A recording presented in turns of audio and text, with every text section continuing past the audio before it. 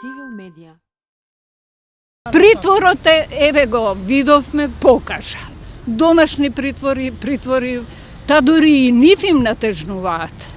Ако почнеме да се затвара Јанко, Петко и од обичните граѓани, ние нема више толку ни услови ни затвори. Еве, некоја проценка дадова дека 950 денари е затвореник, а слободњак, нормално има категорија кој се пушта слободњак, со оние чипови што имаат намера да ги стават, излага негдека минимална сума од 50 денари. Пуштете ги тие луѓе. Пуштете ги тие луѓе, ќе ги имате под контрола со чиповите што ќе ги имаат на своите нозе. Пуштете ги тие луѓе, еве тоа е за поздравување. Реформава да се активираат во јавниот простор да работат тој тип на луѓе, исто е за поздравување. Јас паметам пред години во Идризовска овдека, каде што работеа, ние ги викавме затвореници слободњаци, изузетно убаво кисело млеко купувавме. Најверојатно од негдека или чувале овци, крави, не знам што, или од негдека се снабдувале и го произведувале. Тоа идризовско млеко, ја ден денеска го памтам колку убаво беше. Ете таков начин и да ги олесните затворите и на луѓето еден дел олеснување на затворската казна, тоа е а за крупниот криминал немам преседа.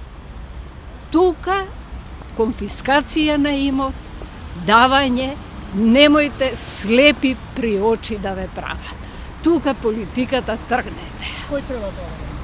Па, сега во моментов сегашнава влада. Во моментов сегашнава, предходна видевме да каде не донесе. Верувајте, на избори сум гласала според дадените резултати. Никогаш не сум била децидно за една партија. Ако е оваа добра и заслужува, мислам да добие глас и давам затоа што предходната е казнуван. Али тоа не значи дека нема да ме разочара. Ако ме разочара, исто ќе ја казнам, а за некоја наредно. Нажалост, меѓу две големи се вртиме, ова другово се мали, трета, четврта опција не се јавува. Младежов не избега овака да е емотивен и да земе да се фрли во тој дел, као што беа во шарената револуција активни и борбени, дека прели стварно се, и мислам тоа беше иницијална каписла за да почне тоа со месеци да трае и да дојде до некои промени во државата. Што можам да кажам? Да не кажам дека бева со крупни работи со Европска Унија, со НАТО, тоа е за оправдување.